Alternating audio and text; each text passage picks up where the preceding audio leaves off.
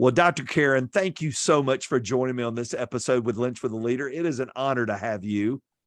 I am so excited for this podcast, and I already get a sense, Mike, that there are so many different areas that we can actually go deep together on. There really are. It was funny when I finished reading your book, Three Chairs, which we're going to talk about today. I had this whole list of questions. And then I go listen to you talk to Carey Nieuwhof, and I get another couple pages of questions. So I got way too many pages, Dr. Karyn, way too many pages. And that was never my problem in school. So that's a good, I never had enough notes in school. I never had enough notes. Well, it's a good problem to have. And like we were talking about just before we started, when I did my interview with Carey, we just were scratching the surface. My background is just very wide and very deep. And so, there's so many different areas we can kind of explore as it relates to leadership, both at work and at home in the classroom. I love that. So many times you sit down with somebody and you hear the things their parents did wrong, but you're a picture of some things your parents did right that really help shape who you are today. Unpack a little bit about what your parents did right that created a platform for you, for who you are today. At the time I didn't, like most kids, you just kind of think every parent's kind of like your parent, right? So, but I remember my first moment where I thought, my parents do things a little different. I was in grade 4. I'm Canadian, everybody. So you're going to hear my Canadian accent. So to all my American friends and clients are like, you mean the 4th grade. So in Canada, we say grade 4, but I was in grade 4 and I was at the back of my classroom and I was kind of getting my jacket on and it was report card day. And there's a whole bunch of the kids kind of like talking in the back.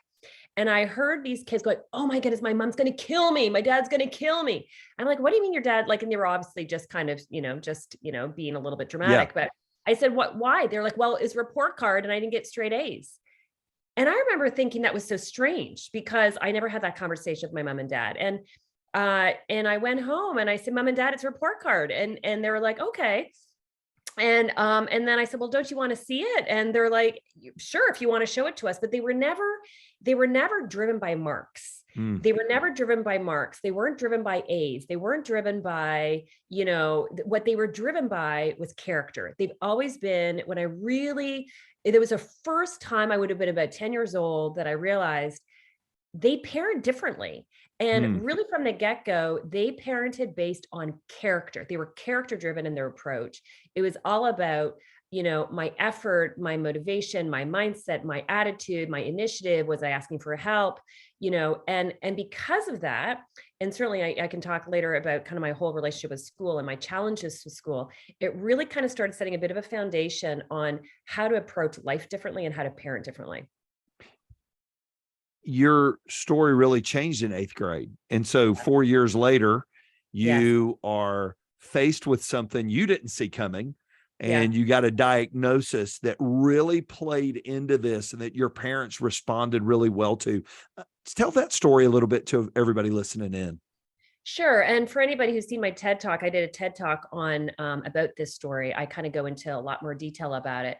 But I was in the 8th grade. I was struggling with school and my parents could see it. Okay. So they could see that I was studying. It wasn't like I was just like not showing up. I was studying, but my marks they didn't match. So you have effort and you've got marks. Those are two different things. And they didn't match.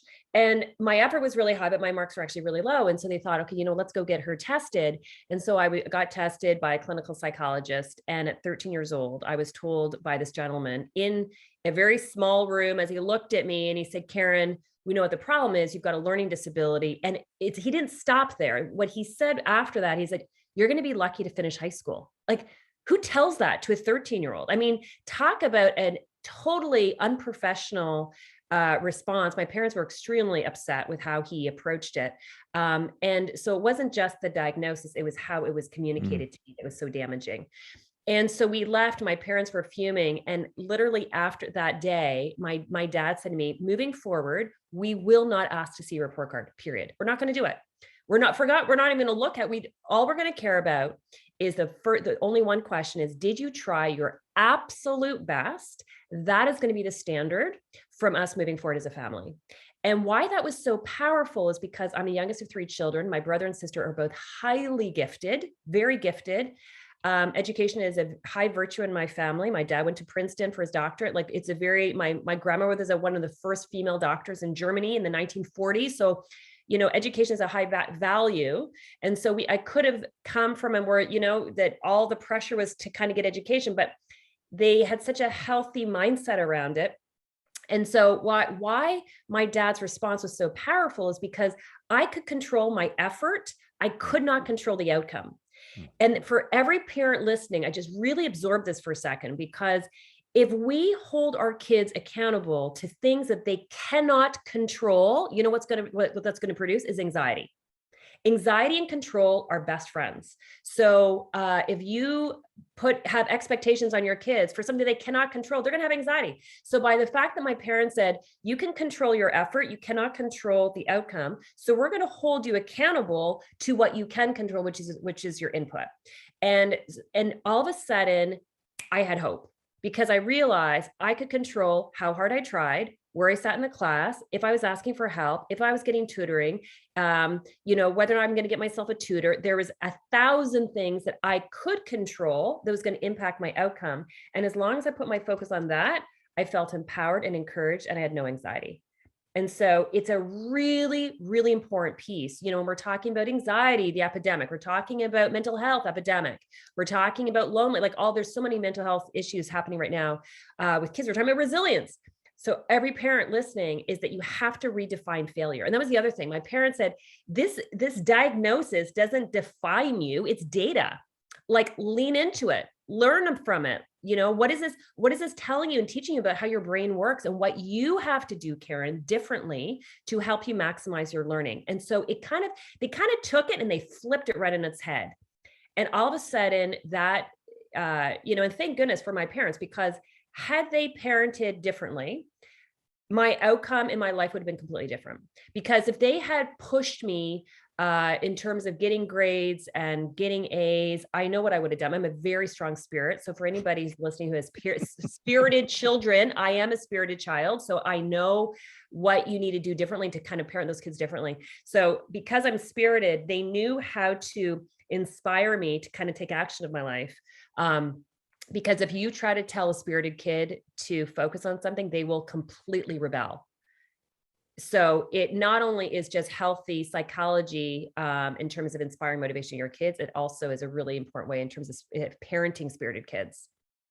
That is so good. And I think our tendency, and you're living it now, you've got twins, you've got boys. Our part as a parent, we feel obligated to protect them, to protect their hearts, not just from safety issues, but even in life. We don't want them to experience failure. We don't want them to experience adversity. Why is it so critical that you are not only able to fail and you learn to fail, but you as a parent don't count that as what your kids are? Talk to us a little bit about failure and why it is so big in parenting and how kids turn out. So the challenge with our culture is that we think, so for a lot of people, we personalize failure. Okay. So I have failed, therefore I am a failure. And what we have to do is separate it. Okay. And this is, again, when I got that diagnosis, you know, that was the first kind of moment where my parents were like separating. This is a diagnosis. This is data about you. This doesn't define you. So right away, they were starting to kind of like differentiate between diagnosis and Karyn. Okay. So that was really significant. That was really huge. And so I think that part of the reason why a lot of people struggle with failure is that it's all meshed into one. I have failed, therefore I'm a failure. And we have to kind of separate who we are from what we do, who we are and from what we achieve, who we are and the goals we get and the goals we don't get. It's external. So I think learning how to differentiate that is actually really important. The other thing about it is that, you know, I'm an entrepreneur. I've been an entrepreneur for 25 years. Any entrepreneur will actually tell you, you're going to have like a gazillion amount of failure. So if we do not learn how to deal with failure and rejection and setbacks, we're not going to make it. Like, that's right. Failure is part of the process. And so I'm a big John Maxwell fan. I love how he kind of frames it actually as well. Our philosophy would be very, very similar in the sense that you have to fail forward. So when you fail, and this is really important, whether or not in families and schools and in the workplace, is think of the information, it's information, it's data. We got to lean into it, study it. Why did I fail? And what do I have to do differently to get a different outcome? So it's literally a mind game in terms of learning how to approach failure in a very different way. And failure, whether it's report cards, failure, whether it's, bad feedback from, a performance review, maybe bad feedback from a spouse. We have to kind of redefine failure. And then all of a sudden, what happens is we're going to be more likely to take risks because I don't care if I fail. Like I want to get it, but if I don't get it, I'm not going to collapse. My Yep. self-worth isn't based on that goal. It is external. And so really learning how to separate that is super important for mental health, but also for goal setting actually as well, and confidence. So you teach this, you coach CEOs, you go Right. on and have a pretty incredible academic career. You go on and graduate with honors from high school. You end up getting your doctorate. You work now with CEOs all over the world. Mm-hmm. As a parent, as a mom, when your children come home, how hard has this been to live out from the parenting piece of it when you're not Sunday? The easiest day Right. for me spiritually is Sundays because I get to tell people what to do. The hardest part is Monday when I actually have to do it. How Yeah, has it sure. been as a mom having to live this out with your own boys? Yeah, it's a great question. And it has been surprisingly easier than I thought, if I'm totally honest. And I think part of it is because I think there's a few reasons. One, I have an awesome husband who really is aligned with me in all of this. Now, what's interesting about my husband, and he's also my husband of 21 years, he's also my business partner. So we work very well together. We're opposites in almost every single way, personality wise. But our values are the same. But his school experience is literally the other extreme for mine. And we often actually joke before we were parents, we're like, I wonder how we're going to parent this because Mm, I had this massive disability and had to just kind of, and massive failure. I mean, I've experienced so much failure. I'm just like, to me, it's like breathing. I'm just like so used to it. And he was the other extreme. He was the top of his class. He had 97% average. He had like full scholarship. Like, so we're literally like the bookends, right? And we would often say, okay, we're the bookends. So where are our kids going to land mm. in this? And I remember saying to him before we were parents, we're like, you know what?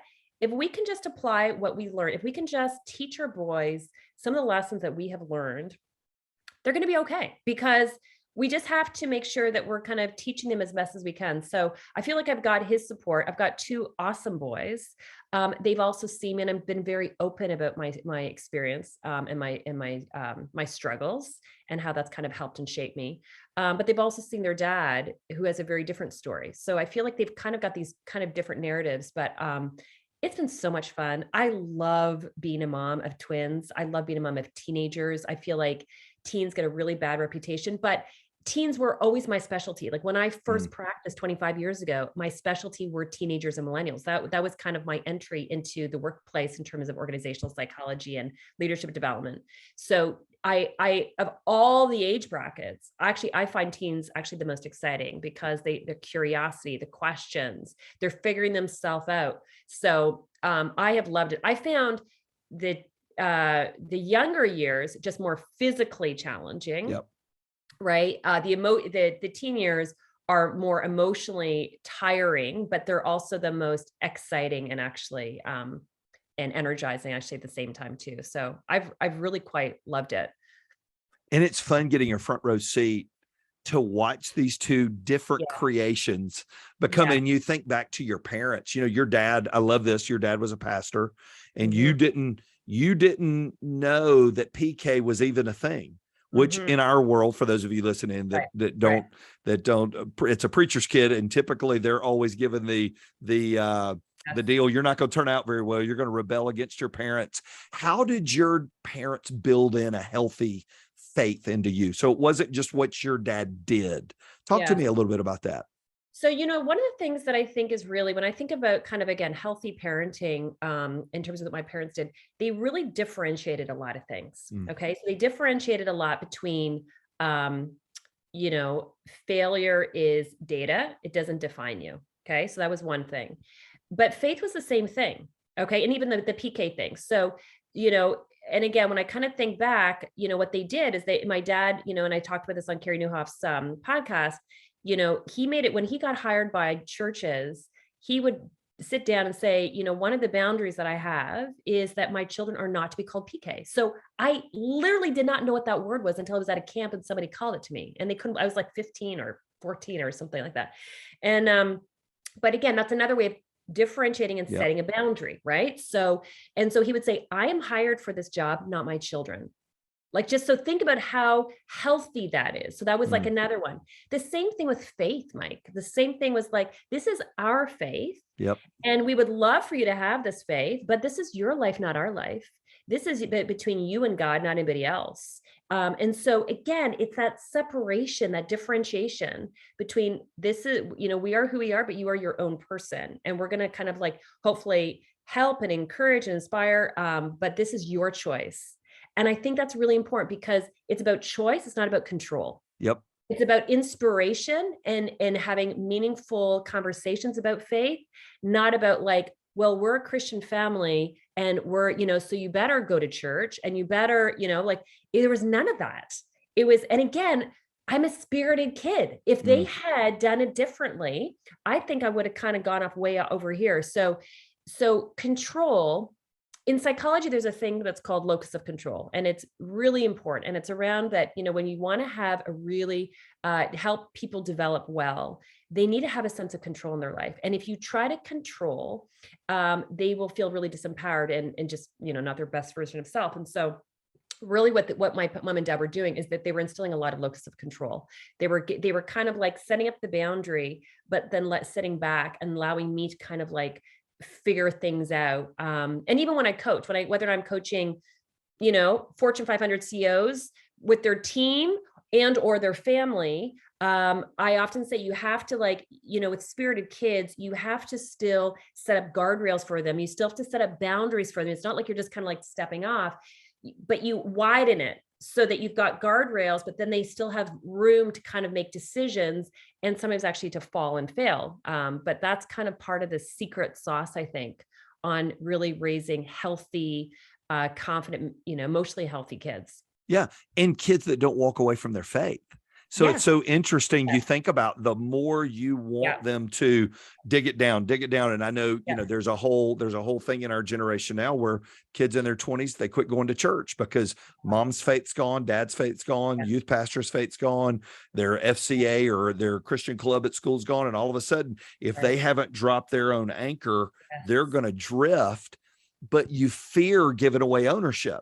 As a parent, letting them own it. Do you think your parents knew what they were doing, or do you think they were just praying their way through as they went? I think they were praying. I think they're prayer warriors. Okay. They are prayer warriors without question. They both come from really difficult childhoods. So they both came from families not from faith, which is interesting. So they both come from these kind of like really tricky family dynamics.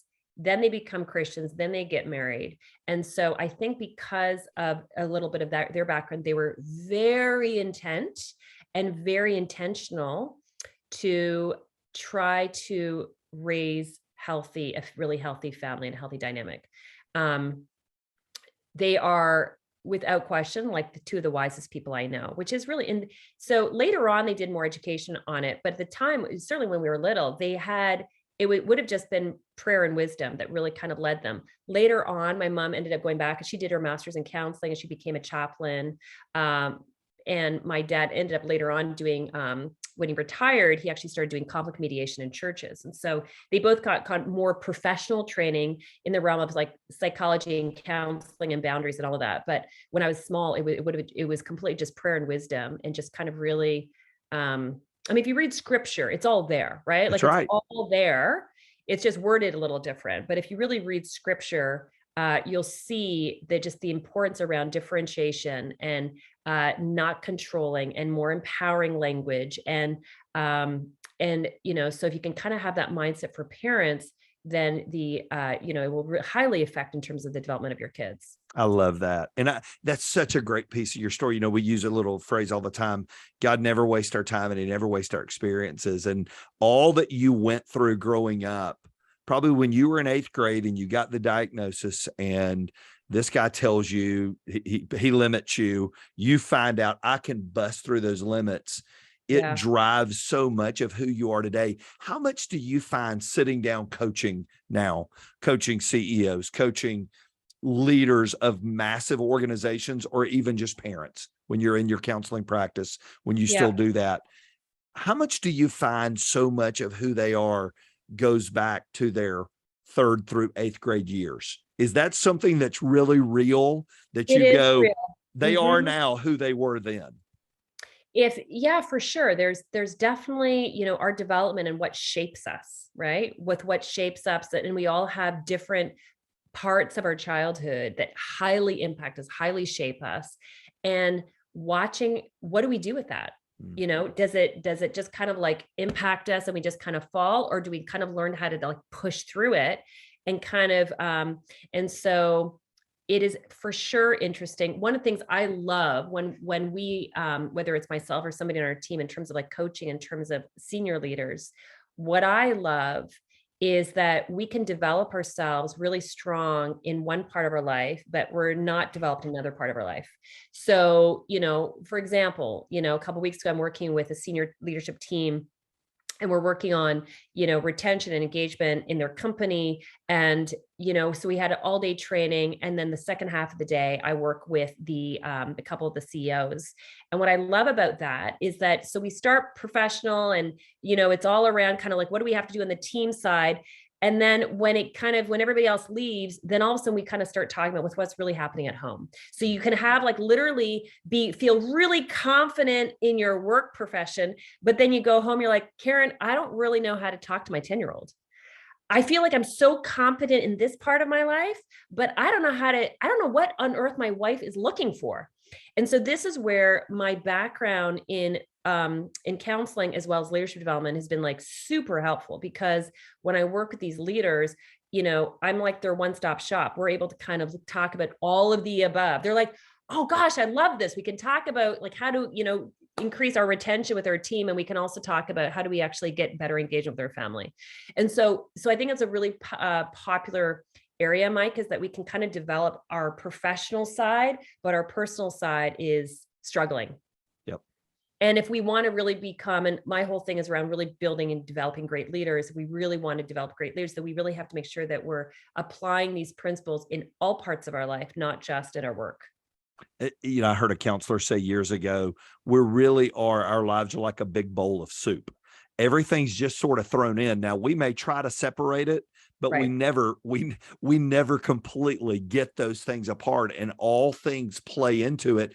And it really, all of this has sort of come out in this incredible book that you've come out with called 3 Chairs. And it is outstanding. And we'll have links in the show notes. Your TED Talk is amazing.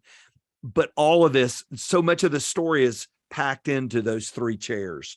And it's so simple, but yet it's so profound. I was telling you just a moment ago, I was sharing it with some incredible leaders that I get to walk with and learn from and be on the journey with. Talk to us a little bit about what those 3 chairs are and why we are, and I love what you say, we're never in just one. We're always moving a little bit, but we know where we want to be. So talk to us a little bit about that, and we'll talk through those. Sure. So I'm a visual learner. That's one of the things I learned about with my learning preference. And so for everybody watching, I'm going to show the picture just so they can kind of see it. Okay. Because 70 to 80% of people are either visual or kinesthetic learners. And so, so here's the book. And here are the 3 chairs. So I created the 3 chairs as a model because when I started coaching teenagers and millennials 25 years ago, I found that a lot of them struggle with self-esteem and confidence. And so I wanted to really understand the power of confidence and self-esteem and how that affects decision-making and leadership. So that's why I kind of created the concept. But to make it really easy to understand, I created the concept of the 3 chairs. And so here are the 3 chairs. Everybody listening, think to yourself, which one sounds like you? Which one sounds like your kids, your spouse, your team? Because this applies to every single age group. Okay. This is not, even though the book is a business book, I started teaching the 3 chairs to teenagers and eventually all the way to kindergarten kids. So here they are. Here are the 3 chairs. The one in the left chair is what I call the blind attitude. That's a person that they put themselves down. They put themselves down. They're super tough, super critical towards themselves. They may appear really confident, But behind the mask, they're really struggling with massive insecurity. A lot of times they might set the goals too high. They might, or not at all. They might actually also be a perfectionist, struggle massively with anxiety. They're more likely in terms of for anxiety and depression. So that is the left chair. The right chair is what we call the arrogant attitude. That's the person that they're cocky, they're arrogant, they're full of themselves. They will put people down. They don't really care about how other people actually feel. And this is often a big cover up for the right chair or the left chair. Okay. The right chair is often a big cover up for the left chair. Then you got the middle chair. That's the confident attitude, the confident leader. And that's the person that they feel confident about who they are, but they're not arrogant. And this is a really big difference between the middle and the right chair, is that there's humility. So the person in the middle chair, they're like, okay, I know a lot, but I don't know everything. So I'm going to be open for feedback. I'm going to be open to hear your viewpoint. And so they have a sense of confidence, but not arrogance. They have humility. They're more likely to go after risks. They're more likely to ask for feedback. They're more likely to see feedback as data. They don't personalize it. And they also tend to be the lifters. Okay. These are the people that they just lift other people up because they have that emotional capacity. They just lift people up. They encourage them.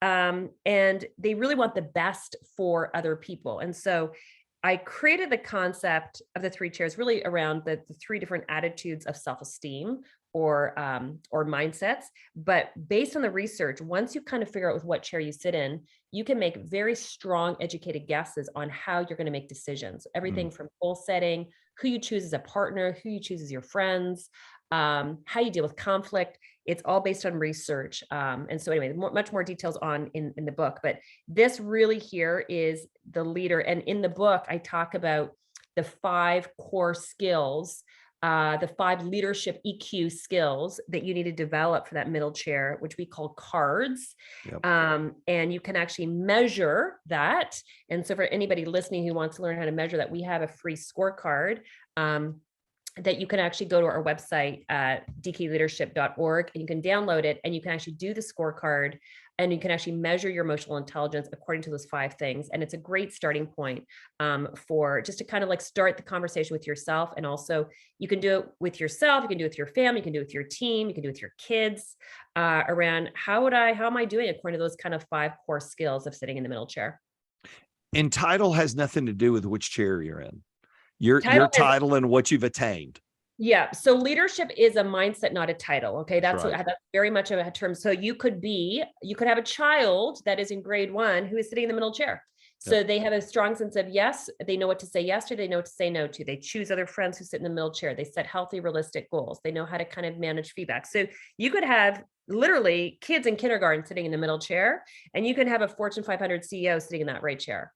Like this is nothing to do with how much money you got in the bank and what titles you got beside your name and what, it has nothing to do with it. It's all around what you think actually about yourself. And one of the things I love about my work is that when I work with teams, a lot of times people will appear in the middle chair. And so in front of their company, they will appear in the middle chair. And then when they start, connecting with me one-on-one, they're like, Karyn, I see myself not left chair. And 70% of the population suffer from the imposter syndrome, and the imposter syndrome are those 2 end chairs. That's so right. Only about 30% of people would really say, you know what, I really see myself sitting in the middle chair the majority of the time. And like you said, Mike, nobody sits in one chair. We're moving around. And sometimes people are like, I see myself sitting in the middle chair at work, but when I go home, I think I go to the right chair. Or I see myself sitting in the middle chair until it's in conflict. And when I hit conflict, then I go to the left chair. So it's really helpful for people to think about, okay, where do I see myself sitting in the different parts of my life? And then what do I need to do to help myself sit in that middle chair more consistently in all parts of my life? What I love about it is you gave a framework, and so I was talking to a local high school football coach yesterday, and we were talking about one of his players. And I sent him your TED Talk because of the timing of it. And I said, this is perfect working with this player because it gives you words. It gives you something that he'll go, and it's not saying to them, you're being negative. It's saying, hey, you went in the wrong chair, man. You're sitting in the wrong chair. We've got to move. What would be if you were coaching someone, Dr. Karyn, and you said they're in the insecure chair, they're in the waiting for thing to fail chair. What is the biggest thing? And you talk about it a little bit in the book, and it's so good. What's the biggest thing they need to get to be able to move to that middle chair? What's the biggest thing they've got to get their arms around? Well, there's a lot. And I think, that you asked two really good questions. The one was around the coaching, and the second one was how to help a person in the middle chair. So the coaches, the managers, the teams, that whatever role you're in, you're right about the language. The language is really powerful, because how do you have this conversation? Like, nobody's going to talk about, like, what's your self-esteem? Like, Yeah. you can't go there, right? So, but you can, once people know the three chairs, it becomes an easy framework where all you have to ask, whether again in a team meeting or a one-on-one or a family, is, what chair do you think you're sitting in right now? Regarding this situation, what chair do you see yourself sitting in? So never tell a person, oh, you're sitting in the left chair. Don't tell people that. That's like, that's going to be very offensive to them. But you can say, in this situation, what chair do you think you're sitting in right now? And let them claim that. Okay. So I think that's a really important piece, and you can use that. And I've had teachers use that as a model. I've had managers use it as a model, and that kind of conflict, that client, what chair do you think you're actually sitting in? What chair do you think the client is sitting in? If it's like, so you can, it's a great way of, in terms of being a little bit more self-reflective. So that's kind of around that piece, around what to help people sit in the middle chair. There's a lot. The biggest thing, and I talk about this in the TED Talk, is our mindset. Like the big ask would be that we have to change our mindset to, I am enough. That's right. I am enough. I am loved, period. Like, there's no ifs in this. Like, there's no buts. They're not like, I'm okay if I get this goal, if I get this net worth, if. No, people who sit in the middle chairs, I am enough, period. I am loved, period. If I get that goal, that's awesome, but my self-worth isn't going to plummet if I don't get it. And so that's the big overarching. Okay. So once people can really absorb that mindset, then everything starts falling into place. That's the big ask. That's a hard one, but you can do it. And in the book, I talk about lots of ways of how you can change your mindset. People think that you can't change it. You can change it. It takes work. And I've done this for 25 years. I know my field really well. And I've coached literally hundreds upon thousands of people have had to do this. So you can do it, but you do have to do it in a certain way. And I talk about that in one of the chapters. But the second way to do it, sometimes a couple of I'd say maybe two of the easier ways to help yourself sitting in the middle chair, is identify people in your life that are already sitting in the middle chair. Yeah. Figure out, who do I know? Who are the coaches, the youth pastors, the aunts, uncles, neighbors, colleagues? Who do you already know that's sitting in the middle chair, and try to spend time with them? Because when you spend time with them, it's like a language. When you spend time with them, you will learn all kinds of things. You will learn how they deal with feedback, how they deal with rejection, how they set and say no, how they set boundaries. You'll learn all of these skills by simply just spending time with them. Okay. So the more you can kind of spend time with people in the middle chair and learn from them, I think is really big. And then the third thing is really setting realistic goals that are important to you. Yep. And again, I talk about this in the book, but in terms of, and when I speak to high school students, so much of the, focus is like, set goals. So you want to set goals, but you do have to do it in a certain way. Otherwise, you're going to fall yourself back in the list. So the difference with a person who sets goals in the middle is they set a goal that's important to them, not to please a parent or to please a manager. Okay. So they're going to set goals that are important to them. They take initiative. They step on the gas. They do whatever they can. They put their hand up, ask for help if they need it. And then they accept whatever their best is. So they strive for excellence, not perfection, because a lot of times people in the left and the right chair, they might also set goals, but that's not going to help them sit in the middle chair, because they're setting the goal. It's like, I want this goal because I want to be perfect, or I want to be liked, or I want other people to like me. Then that's not going to, they're still setting a goal, but it's almost going to reinforce the left and the right chair, if that makes sense. Yep. So you want to make sure you're striving for excellence, not perfection, and that you're really, and you accept whatever your best is, because your self-worth is not based on the goal. Okay. So the left and the right chair, they're like a little bit of a puppet. They've got like these little strings. I'm okay if I get this goal. I'm okay if, so I'm going to go after this college, or I'm going to go after this job. And if I get it, I feel good. So I'm setting a goal, Karyn, but why am I not sitting in the middle chair? It's because that their self-worth is attached to the goal. So you got to cut the string. There's no strings. And that's why that middle chair, that mindset is I am enough, period. No strings, no buts, no conditions. I'm enough, period. I want to get this goal. But if I don't, I'm disappointed, but my self-worth doesn't plummet. And so again, it's that, that's the theme really from today when I think about it, Mike, is like, it's like differentiating. Yep. It's differentiating, right? I am who I am. My self-worth is who I am. My goals are separate. It's what I want, but it doesn't define me. And again, there's that healthy differentiation actually as well. And it's funny is the longer you're in leadership. So we had this conversation around our board table this morning. One of the guys said, it's so funny because as I've been in leadership now for 20 plus years, I've been at my church for 25 years. I would never consider myself an arrogant leader, but then you find yourself in the chair of, well, we've done it that way before and it didn't work. And you're saying this to a younger leader.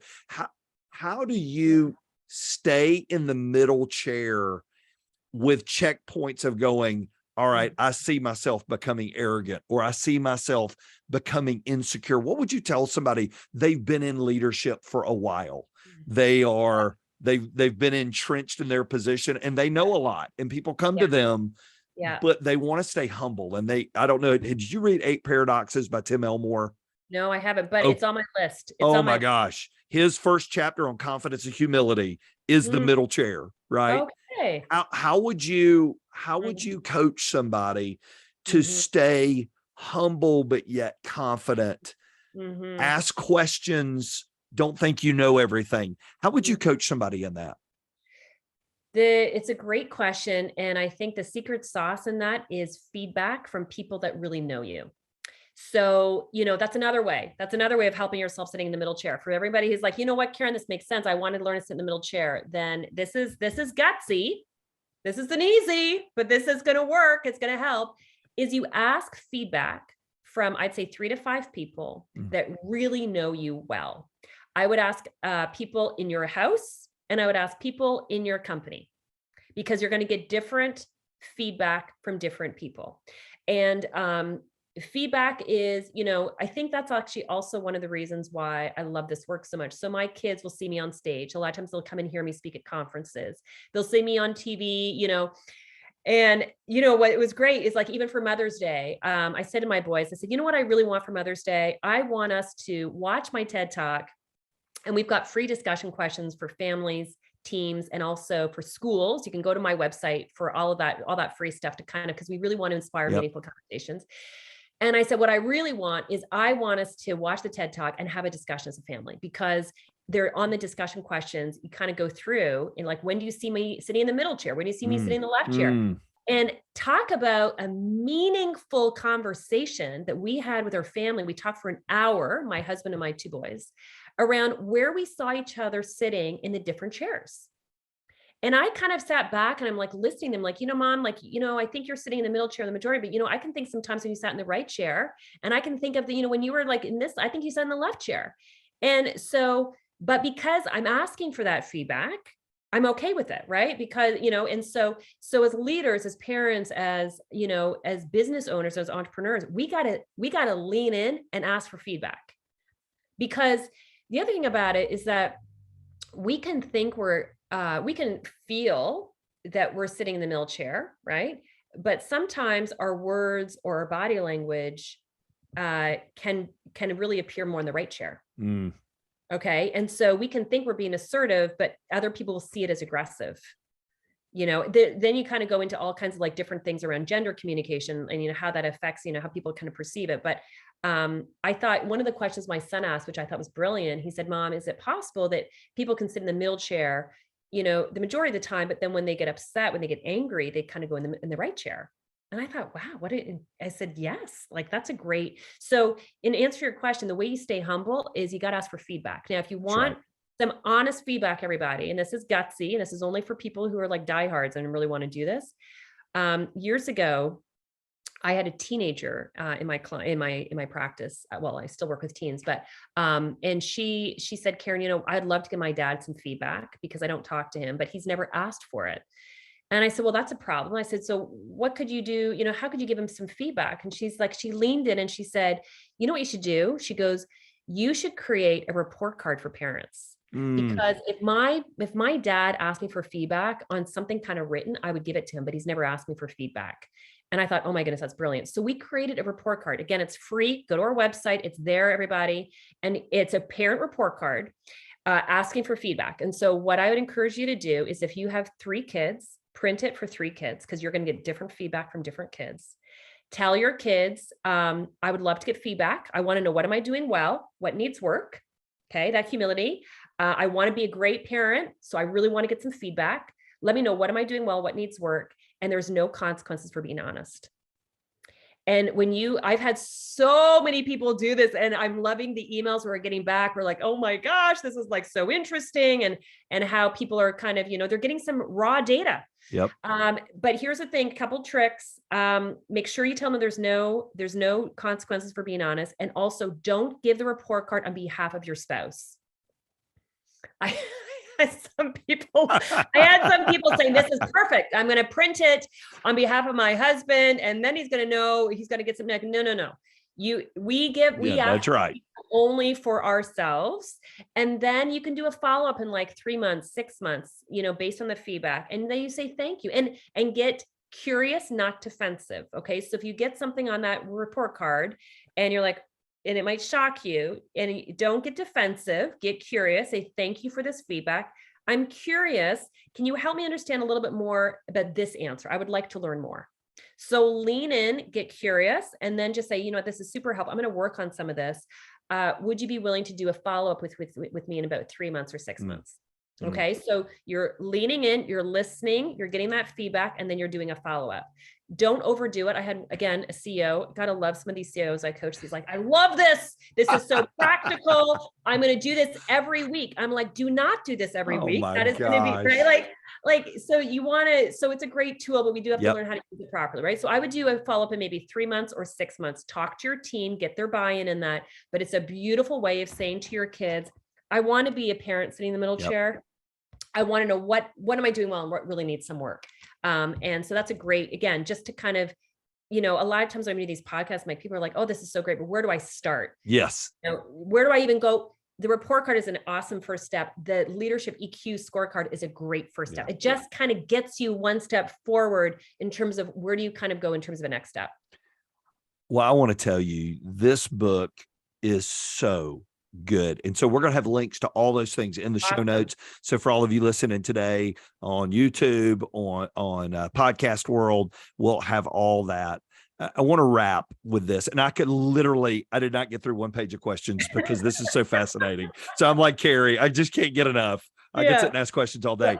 Mike, we'll just have to do a 2.0. We'll do a 2.0. All we'll do a about 2.0. it. Yeah.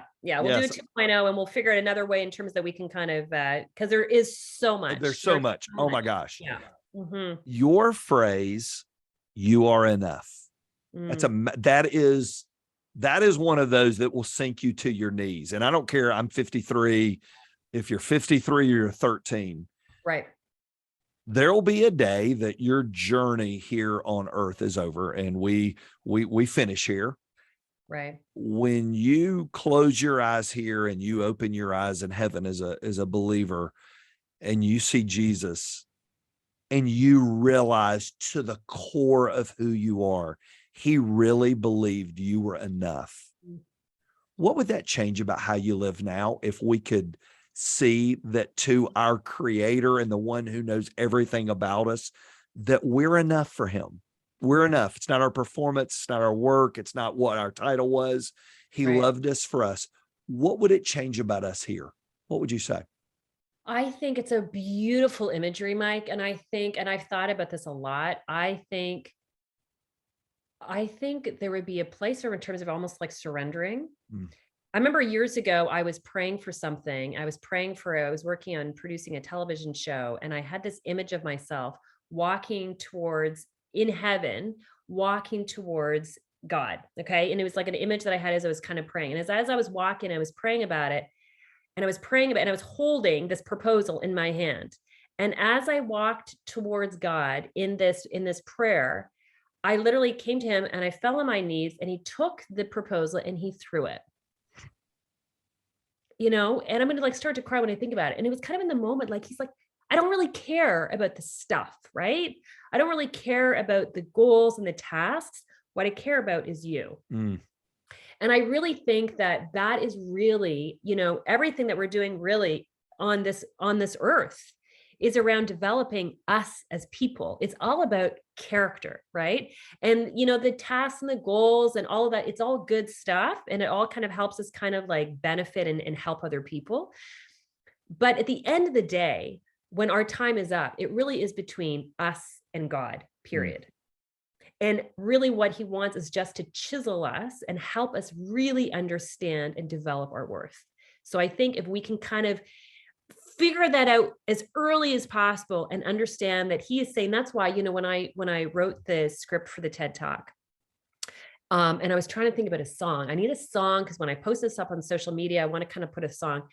And then I came across that incredible song of Jaira, that Elevation actually. And then of course, Justin Bieber kind of sang it as well.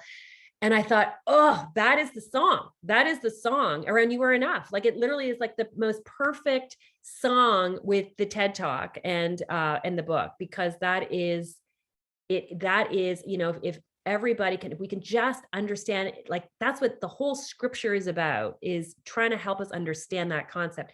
And everything else starts falling into place. So, for everybody listening, whether or not, whatever your faith background is, or all of that, just to kind of think about, if, you are enough, period. You are enough, period. And to absorb that, to meditate on it, to pray on it, to think about it, to reflect on it, and really absorbing that everything else starts falling into place. And that really is the heartbeat. That is the heartbeat of the middle chair.